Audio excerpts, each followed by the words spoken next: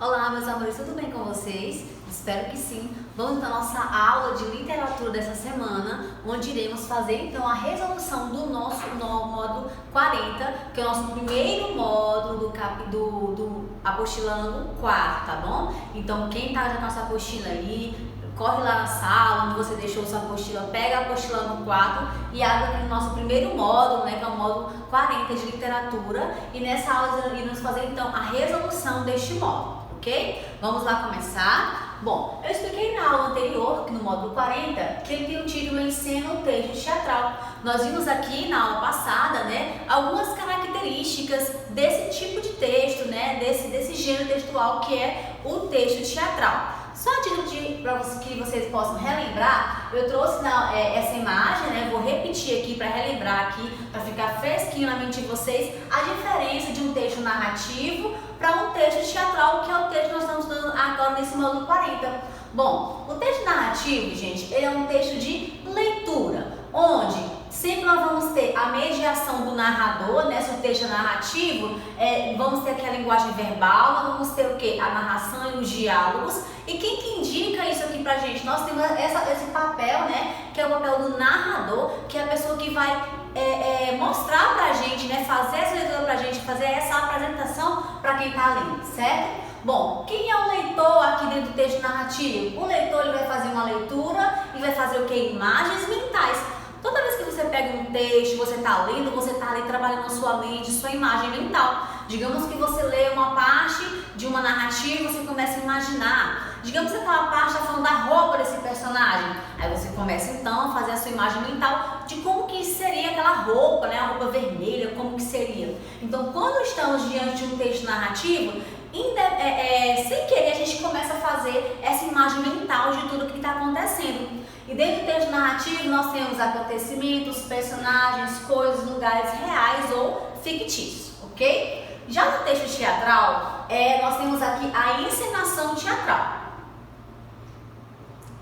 No texto teatral, pessoal, nós temos a encenação no palco. Não há o que? A mediação de um narrador. Então, a primeira diferença de um texto narrativo e um texto teatral, onde o texto teatral, nós não temos aqui a figura desse narrador, que é a pessoa que vai falar pra gente a nossa historinha, tá? Nós vamos ter o que? Atores, diálogos, cenário, iluminação. Aqui, de leitor, né, ao invés de você ler uma narrativa, aqui no texto teatral você vai virar o que? Espectador, onde você vai ouvir e vai assistir aquela peça que está sendo representada pelos atores. Então perceba que o nosso papel aqui, ele muda de um texto para outro. No texto narrativo nós somos leitores e no texto teatral nós somos espectadores, tá? E aqui também no texto teatral também terão acontecimentos, personagens, coisas e lugares. Ok, pessoal? Nisso daqui é diferente de um texto narrativo para um texto teatral. Bom, na aula passada eu também falei sobre a estrutura do texto teatral, onde eles são divididos em dois blocos maiores, são divididos em atos e cenas. Eu falei a vocês que atos são as divisões maiores, né? É aquele abrir e fechar de cortinas, enquanto as cenas são divisões mais pequenas, cena 1, cena 2, cena 3, onde há aqui essa mudança de cenário e de cenas, ok? Falei também que na peça teatral nós temos as falas e as rúbricas. O que são as rúbricas que eu havia falado para vocês? As rúbricas é onde nós temos a informação, a sugestão de como aquele personagem, de como aquele ator vai estar atuando aquela fala, né? E as falas, como nós já vimos, é o que o personagem vai falar, o que o ator vai falar. Então chama atenção para quê, pessoal? Para as rúbricas, onde estão as informações, como que esse ator vai ter que falar, como que ele vai ter que se portar, como que ele vai ter que se vestir. E isso é muito importante dentro de um texto teatral. Deixa eu mostrar para vocês aqui como que funciona na prática. Esse aqui, pessoal, olha só, tá aí na apostila do 3 de vocês, tá bom? No 4, perdão. Abram aí e acompanhem aqui comigo. Vou mostrar para vocês essas características que acabamos de estudar nesse exemplo aqui.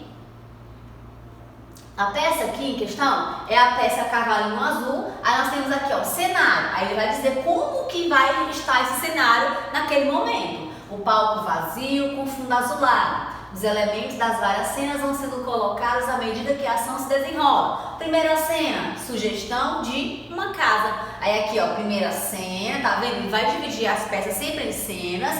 Ó, ao abrir-se o pano, vê-se apenas um palco vazio, enquanto se ouve a música, um velho de longas barbas, maltrapilho e vagabundo, simpático e bonachão, se dirige em direção à plateia, segurando um tamborete. Ó, aqui nós temos então as rúbricas, que eu já acabei de falar para vocês. As rúbricas é como, é a sugestão, é as opções, é o modo, é essa mediação. Vai dizer pra gente, pros autores ali, como que deverá acontecer aquela cena. Então, o que tem no primeiro cenário? Vai ter esse palco vazio com fundo azul. Na primeira cena, como que deverá se seguir? Abre-se o pano, vê-se o palco vazio. Então, as rúbricas é de extrema importância dentro do texto teatral, que é por elas que os atores e todos os envolvidos vão se embasar e se guiar para que a peça siga um bom andamento, tá? Nós temos aqui velho, por exemplo, é um ator. Aí nós temos o nome do autor e nós temos a fala desse ator. Olha só, eu me chamo João de Deus, sou vagabundo. Estou aqui para contar a história do menino Vicente de seu cavalo. Um dia perdi a tesoura de cortar barba e tive que deixar crescer essa barba. No princípio não gostava, sujava muito quando eu comia, mas agora gosto. Quando faz frio, cubro-me assim. Aí o que ele faz? Ele mostra a forma que ele está se cobrindo. Então, novamente aqui nós temos as rúbricas que indicam como que esse ator vai se portar lá na hora da peça, tá? Novamente, ó, o pai e a mãe colocam a casa e o banquinho e desaparece. Então vai entrar o pai e a mãe, colocam a casa e o banquinho desaparece. Novamente, olha só, a fala do velho, a fala do Vicente, a fala da mãe. Então, essa é a estrutura de um texto teatral, onde nós temos as rúbricas, nós temos o nome do personagem ou do ator e nós temos aqui as falas, o que eles irão falar. E mais importante aí, nós temos as rúbricas, é como que esse ator vai ter que se portar dentro daquela cena. Vamos então às atividades, acompanhem comigo. Na atividade oral, os textos narrativos têm um narrador, que conta a história e introduz as falas das personagens. Exemplo, as outras tartarugas hesitaram um pouco, mas 15 anos depois acharam que deveriam esperar pela outra. E se passou mais um século nessa espera, afinal a tartaruga mais velha não pôde mesmo e disse: isso aqui é a voz de quem? Do narrador, é quem está narrando essa história pra gente. Ora, vamos comer mesmo só uns docinhos enquanto ela não vem? Isso aqui é a parte do narrador, pessoal? Não, né? Isso aqui é a voz de quem? De um personagem. Então, no texto narrativo, nós temos o narrador e nós temos também os personagens. O texto teatral é diferente. Não precisa de narrador, pois a história acontece onde? Ao vivo, né? No palco, diante dos espectadores. Vamos lá, discuta com seus colegas as questões a seguir. Vamos discutir então aqui na nossa atividade oral. A primeira, como estão marcadas as rúbricas no texto? O cavalinho azul, elas podem ser consideradas falas de um narrador? Pessoal, as rúbricas que estão, essas informações de como os atores devem se portar, nós podemos considerar isso como uma fala de um narrador? Podemos ou não? Ó, as rúbricas de um cavalinho azul estão marcadas por parênteses e por letras em itálico. Não podem ser consideradas falas de um narrador porque não é um narrador que está falando ali, pessoal. Ali nós temos as rúbricas. Como que a gente pode identificar, professora? Percebam que as rúbricas sempre ficam em parênteses. Deixa eu voltar aqui para mostrar para vocês. Olha aqui. Em parênteses. E o que? As letras em forma de itálico, tá? Então, aqui as rúbricas, elas não podem ser consideradas como falas de narradores. Ele não tá narrando a história pra gente, ele não tá contando a história. Só tá dando ali a sugestão e a forma de como esse ator vai ter que se portar. Então, não, tá bom, pessoal? Na segunda, considere as seguintes frases do velho João de Deus. Primeira frase. Estou aqui para contar a história do menino Vicente de seu cavalo. Vou contar como é que essa história começou. Vou deixar essa história contar-se por si mesma enquanto vou aguardando daqui do lado. Alguns dias se passaram e vejo o nosso Vicente sentadinho na porta com sua bola, presente do pai. João de Deus é narrador ou personagem da peça? Vamos analisar? João de Deus, pessoal, que falou aqui essas frases, que foi o João de Deus na leitura da peça, ele é narrador ou ele é personagem? Vamos descobrir? Olha só. Ao abrir a peça, João de Deus apresenta-se como narrador, uma personagem narrador. Estou aqui para contar. Então já inicia a peça dizendo que ele vai ser um narrador, porque ele fala, estou aqui para contar. Contudo, quando entra as outras personagens, ele se retira para o lado e deixa que a história aconteça no palco. Deixa a história contar-se por si mesma. diante da plateia, sem necessidade de narração, como é o próprio texto do texto teatral. Então, ele começa sendo narrador, como ele mesmo se introduz, estou aqui para contar, mas logo depois ele deixa a característica normal do texto teatral, que é o quê? Se desenrolar ali ao vivo e a cores, né, para a plateia. Terceiro, encerrando a cena, o velho João de Deus informa o espectador de que o pai realmente vendeu o cavalo.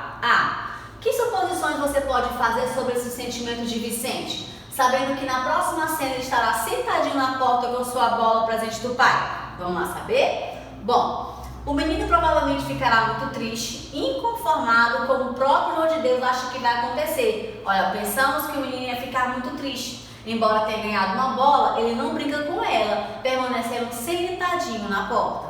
Letra B. Faça duas previsões, uma otimista e a outra pessimista, do que poderá acontecer na continuação da história. Então, vocês vão continuar essa história na mente de vocês, fazer um trabalho na mente de vocês, e vocês vão fazer duas previsões, então, para mim. Vocês vão fazer uma previsão otimista e uma previsão pessimista, ok? Na aba atividade, nós temos o seguinte. O quadro a seguir contém na primeira coluna as características do cavalinho, conforme a descrição feita nas rúbricas.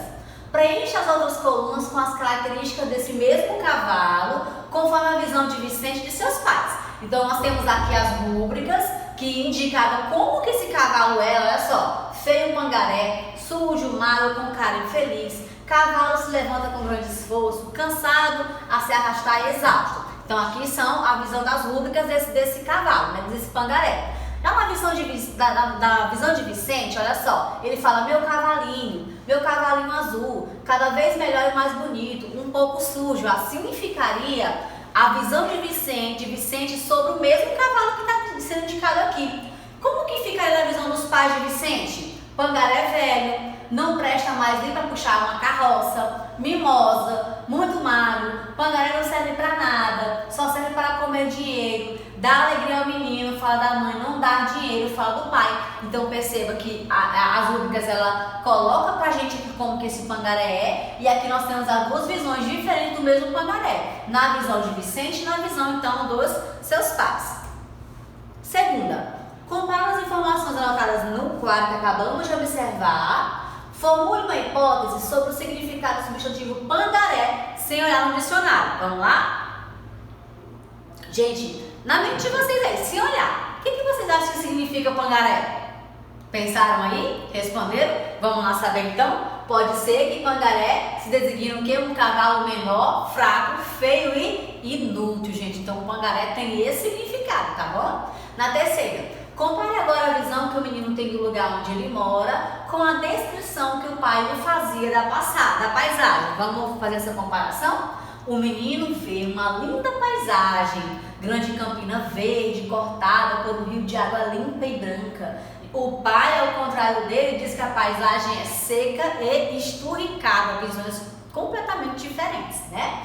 E na quarta, as respostas que você deu às questões anteriores deixam claro o conflito entre dois modos de ver uma realidade. Um modo realista, que é o modo de ver dos pais de Vicente, e um modo idealizado, fantástico, sonhador, que é do menino Vicente, né? Como Vicente explica a incapacidade dos adultos para ver a beleza de seu cavalinho? Como que Vicente, então, ele tem que explicar a incapacidade que as pessoas têm de ver o seu pangarezinho de forma bonita? Ele atribui essa incapacidade à vida ocupada de gente grande, feita apenas de trabalho. Então ele diz que eles não conseguem ver a beleza do seu pangaré, a beleza do seu cavalinho. Por quê? Porque é coisa de gente grande, coisa de gente ocupada demais, que não tem tempo, né? Não tem imaginação para ver a beleza das coisas da forma que ele vê. Ok, pessoal? Então eu peço que vocês terminem a atividade de vocês, tá bom? Respondam ainda a parte teste e a parte em casa e espero receber então a atividade de vocês, ok? Então até a próxima aula, acompanhe as redes sociais e Agenda Edu. Até mais!